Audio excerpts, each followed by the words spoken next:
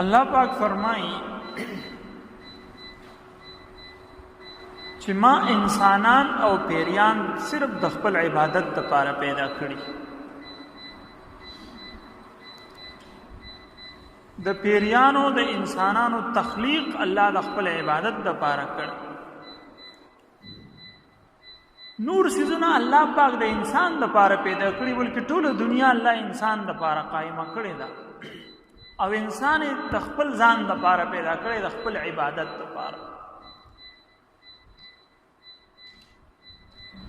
اوس دې کې دا سوال راځي چې الله پاک انسان او پیری د خپل عبادت لا پیدا کونو، دا به ولی عبادت نه کوي؟ چې د پیدایش شوه د الله د عبادت د پاره دی، نو دا به عبادت ولی نه کوي؟ سرکشي ولی کوي؟ دی د الله د حکم نه مخ ولی اړي؟ ځکه څونه مخلوقات چې د سم مقصد د پاره پیدا دي، هغه ټول په هغه مقصد باندې لګیا دي. نور خپل مقصد هغه فائدہ چې څه د پاره پیدا دی هغه کوي. نور، سپوږمۍ، اسمان، ځمکه، ونې، بوټي، اوبه، ټول خپل فائدہ او خپل مقصد چې هغه پوره کوي. نو دا دوه مخلوقات چې کوم دي، جن او انس، پیری او انسان، دی چې د مقصد عبادت دی، نو دی ولې نه کوي عبادت؟ نو دې جواب باندې ځان پویا کوي چې دا د الله پاک حکم دی. خو د الله حکم په دوه قسمه دی، یو ته حکم تکوینی وي او بل ته حکم تشریعی وي. حکم تکوینی دا دی چې الله کوم څیز د څه دپاره پیدا کړي ما هغه به کوي. لکه تاسو ته مې ویل نور، سپوږمۍ، ونې، بوټي، اوبه، هوا، باران چې د دې څه مقاصد دي هغه به هغه کوي. د هغې نه د یخته برابر هم دوی چې دی اخوا دېخوا کېدی نشي. نو دې نورو مخلوقاتو ته حکم تکویني دی چې هغې مجبوره دي په دغه کار کولو باندې. نور مجبوره دی چې هغه رڼا ورکړي، تپش ورکړي، دوب ورکړي، دا ټول مجبوره دي. دې دوه مخلوقاتو ته الله پاک حکم تشریعي کړی دی چې دې ته اختیار دی چې ستاسو مقصد عبادت دی. خو که عبادت دی وکړو نو زه به درته انعام درکم، او که ودې نه کړو نو ما تاله سزا مقرر کړې. که عبادت دی وکړو نو تا دپاره جنت دی، او که ودې نه کړو نو تا دپاره چې دی دوزخ دی. دې ته اختیار ورکړی پیري ته او انسان ته د عبادت.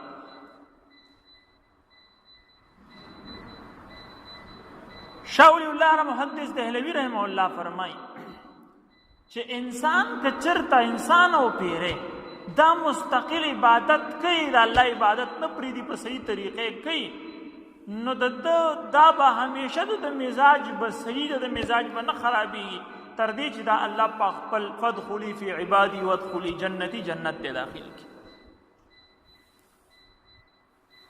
نو د انسان مزاج دی، د پیری مزاج دی. دا مزاج عام طور نور اسباب هم دي، خو یو سبب علماو د دې خوراک ذکر کړی. کله چې د انسان خوراک صحیح وي، کم خوراک چې الله انسان لپاره حلال کړی هغه خوري، حلال خوري، د ده مزاج به هېڅ کله هم نه خرابېږي. ده ته په عبادت کې مزه راځي، ده ته به په ګناه نه به نفرت کېږي. لکه تاسو ما ته ووایئ زناور مثال والی، د زناور دپاره چې کوم خوراک الله پیدا کړی، که هغه خوراک هغه پرېږدي مزاج دی خراب شي. څه مطلب؟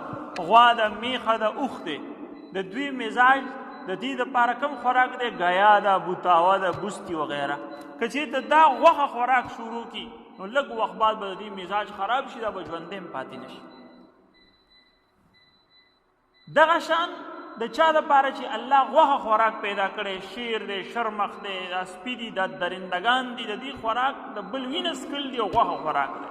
که چېرته هغه ته ګیا ته وتړې، ګیا پې خورې، نو څه ورځې بعد به د هغه مزاج خراب شي، کېدای شي ژوندی هم پاتې نه شي. دغه مثال دا د انسان دی چې کوم خوراک الله د دپاره حلال کړی، دا خوراک کوي، د ده مزاج به صحیح. او چې حلال خوراک یې پرېښود او حرام طرف ته لاړی، د ده مزاج به خراب شي. کم چې د انسان مزاج دا دی، اصلي انسان مزاج دا دی چې دته نیک کار دا به عدل کوي، انصاف به کوي. دا به ورورولي کوي، دا به محبت کوي، دا به عاجزي کوي، دا به خپلولي پالي، دا به د الله عبادت کوي، دا به بدکاري نه کوي، هر قسم ګناهونه به ځان ساتي. دا اصل انسان مزاج دا دی. خو چې کله دې څیزونو کې فرق راشي د هغه په مزاج کې هم چې فرق راځي. نو دا غیر خلک چې کوم دي د انګریزان دا دونه بې حیا ولې دي؟ دغه وجه ده چې د هغې خوراکونه هغه دي چې خنزیران شادوګان او دا فضول څیزونه خوري، د هغوی مزاج بالکل خراب شوی دی. هغوی ته اړو نیک کار کې خوند نه راځي، بس دغه حرام کارانو کې مبتلا وي، په هغې کې ورته مزه راځي، مزاج یې وران شوی دی. نو که انسان د الله عبادت اطاعت کوي نو دا هېڅکله هم خرابېدی نه شي تر دې چې الله یې جنت کې داخل کړي. عبادت څه ته وایي؟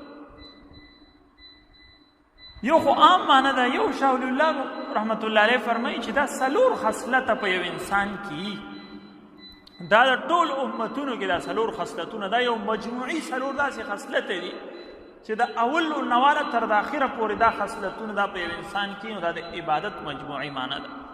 یو د طهارت، یو انسان کې طهارت موجود وي. څه مطلب؟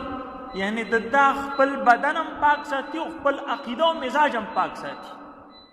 د دا بدن د ګندګۍ نه پاکي، د د لباس د ګندګۍ نه پاکي، او د د عقیده د شرک نه پاکي، د بت پرستۍ نه پاکي، او د غلطو اخلاقو نه پاکي.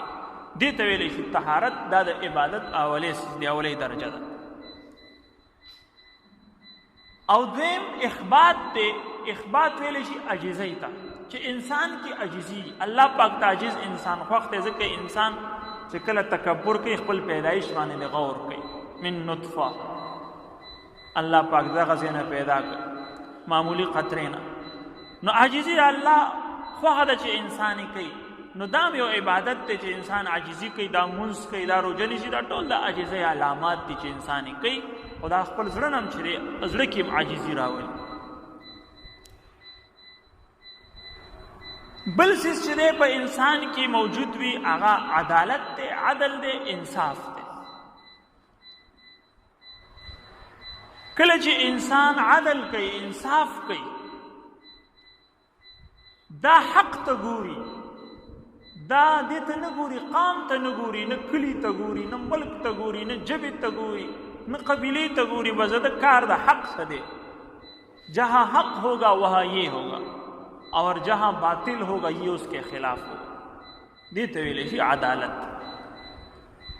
دا په هر انسان کې پکار دی چې هر ځای کې د حق مخالفت کوي، د حق چې دی موافقت کوي، اگر چې دشمنی ولی نه چې په حق دی نو د دشمن به هم تعریف کوي. لکه دا کار یې د سړیتوب کړی، ستا اوس نه لګي یاره دې کس کې دا داسې څیزونه زما اوس نه لګي، خو دا کار یې د سړیتوب کړی، په دې کې ورسره زه ولاړ یم.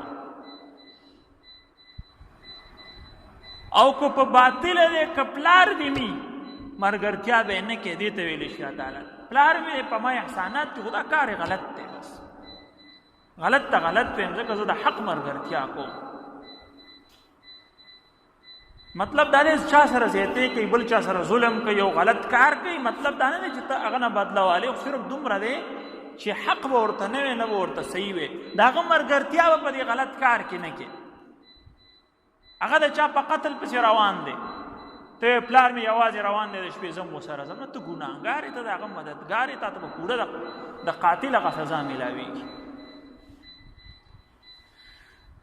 نو د حق مرګرتیا، د حق مرګرتیا چې دی دام لازم ده.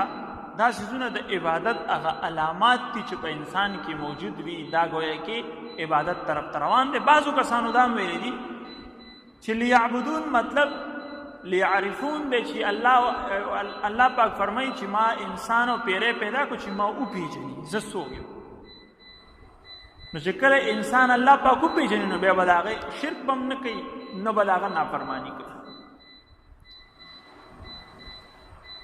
او بعضو دا فرمایلی دي چې وما خلقت الجن والانس الا لیعبدون، مطلب دا دی چې الله پاک دا فرمایي چې ما په هر جن او په هر انس کې، په هر پیری او په انسان کې د خپل عبادت صلاحیت یې دی. لکه وختي د اعتراض راتلو چې د عبادت ولې نه کوي د الله چې الله پیدا کړی عبادت له انسان نو پیدا ولې نه کوي عبادت. نو تاسو ته ما جواب وختي بل در کو یو دا جواب هم دی چې الله پاک کوئی چې ما پکې صلاحیت ایښی دی د عبادت دا که عبادت کوي نو کولی شي خو چې نه کوي د خو غلط خو زه به ورته بیا سزا ورکوم. لکه څنګه یو روایت کې راځي چې كل مولود يولد على الفطرة یا على فطرة الإسلام فأبواه يهودانه أو يمجسانه أو ينصرانه. الله پاک وی هر انسان دا په صحیح فطرت باندې پیدا کړی د اسلام په فطرت باندې خو مور او پلار یهودیان نو ځان سره بچي یهودي کی مور او پلار عیسایان نو ځان سره بچي عیسائی کی مور او پلار هندوی نو ځان سره بچي هندو کی مور او پلار سیکان نو ځان سره بچي سیک کی. ورنه دا فطرت دا او چې دا مسلمانی او دا الله یو غني او دا پیغمبر مني او دا حق ته حق وي او باطل ته باطل وي خو مور او پلار یې خو دې خو اړای راړي ځکه دا غي په لاسو کې دی. ورنه هر ماشوم چې پیدا کیږي هغه کې فطرت هغه په امریکا کې ولې نه پیدا کیږي هغه د بوش او د ټرمپ په کور کې ولې نه پیدا کیږي هغه کې د اسلام ماده موجودي خو دغه مور او پلار بیا واړي دغه ځای سیدی لار نه واړي. نو دغه شان په هر پیریو په انسان کې صلاحیت موجود دی د عبادت د الله د اطاعت خو دغه صلاحیت ورله خلق خراب کی. نو الله پاک وایي چې ما پکې صلاحیت ایښی په پیري کې او په انسان کې د خپل عبادت او د اطاعت چې ما سره محبت وکړي خو ماحول خراب کړي مور او پلار خراب کړي ونه کړي عبادت نو زه به ورته بیا سزا ورکوم ځکه چې دا اختیاري څیز دی. نو الله پاک وایي چې انسان او پیری له مې عقل ورکو دا مې د نورو مخلوقاتو نه بالکل بدل کړ نو اوس به زما د سره چې د حساب کتاب کیږي چې زما منی او کنه منی ځکه چې تعالی مې عقل درکو پویا مې درکړه اوس تا خپل پوی باوجود زما نافرمانی کوي نو سزا برته ملاويږي. مخکې الله پاک یو قانون ذکر کړي د عام بادشاهانو او یا د یو کس دی کنه آقا دی مالک دی سونم مالدار دی خپل غلام ساتي او د هغه نه خدمت اخلي د هغه کمای خوري یا زمونږ د ملک بادشاهان دي هغه زمونږ په ټیکسونو باندې لګېدي خپل ژوند تیروي نو غټ دي که نه خو زمونږ په پیسو باندې وخت تیروي. الله پاک وایي زما ګورې دا قانون نه دی زه داسې بادشاه یم چې الټی په تاسو خورم تاسو نه بالکل مال حال نه غواړم. الله پاک وایي ما اريد منهم من رزق زما بادشاهت ستاسو د انسانانو د بادشاهانو په شان نه دی ما ته ستاسو د عبادت ذره برابر فایده نشته فایده تاسو ته ده که تاسو ټول انسانان عبادت کوئ زما په خدایي کې اضافه نه کیږي او که ټول انسانان مشرکان شي ځان ته خدایي وایي زما په خدایي کې به ذره برابر کمی نه راسي. نو ستاسو چې کوم قوانین دي چې هر څومره غټي لاندې ته محتاج دي د هغه خوري د هغه سکي او یا مطلب د هغه خدمت ته محتاج زه تاسو ته نه محتاج بلکې وما اريد یطعمون زه دا نه غواړم چې زما مخلوق په ما باندې طعام وکړي په ما خوراک وکړي ولې ځکه چې ان الله هو الرازق الله وایي زه په خپله رازق یم خلکو باندې روټۍ خورم صرف په تاسو نه په ټولو مخلوقاتو یې خورم 20-22 هزار مخلوق چې دی په هغې یې خورم او په تاسو یې خورم د اوبو د لمدې دنیا دا صرف په دې جهان او نور چې دی سیارې دي مختلفې په هغې باندې ځان له مخلوقات دي الله هغې ته هم چې دی روزي رسوي. فإن للذین ظلموا ذنوبا ذنوب دا به مخکې به تاسو لیدلي چې دی اوسه پورې دا سیسټمو په دې کویاګانو باندې به غټې غټې بوقې تړلی شوې وي د هغه چمړې نو هغه بوقې ته ذنوب وایي او عام طور چونکې دغه ذنوب دغه بوقه چې کوم دی په دې باندې به خلکو په نمبر باندې اوبه راایستلي یو کس به راایستلی او د بل نمبر او بل نو دې ځای کې د نمبر دپاره دا ذنوب لفظ استعمال کړی بوقه موږ به معنی کوو چې کومو کسانو مخکې زیاتی کړی دی نو هغوی خو خپله بوقه ډکه کړه اوس تاسو نمبر دی یا مطلب دا دی چې هغه خپل نمبر تیر کړو اوس تاسو نمبر دی یا هغوی خو ګناهونه وکړل د عمل موقع اوس تاسو ته میلاو ده لہذا د عذاب تعظیم مه کوئ. الله پاک اخري آیت کې فرمایي چې هلاکت دی دغه کافرانو دپاره کوم کسانو چې انکار وکړو دغه ورځې کوم ورځ چې دوی سره دا واده شوې ده نو په هغه ورځ به دوی واقعي تبعي په کومه ورځ چې مړه شي بیا قبر کې تبعید ده، بیا په راپاڅېدو کې تبعید ده، بیا په میدان محشر کې تبعید ده، او بیا په پل صراط باندې او بیا وروسته چې دی جهنم دی، په جهنم کې هم تبعید ده. همیشه دپاره دا خلک تباه او برباد دي. کم کسان چې الله د کفر نه بچ کړه خلک خاد آباد او کامیاب دي. سبا به انشاءالله لنډۍ ولې مدرسه کې اصلاحي مجلس وي، ماڼۍ اسحاق صاحب به تشریف راوړي، نو ټول خپل وخت قیمتي کوي، هغې کې حاضري وکړي. الحمدلله رب العالمین والعاقبة للمتقین والصلاة والسلام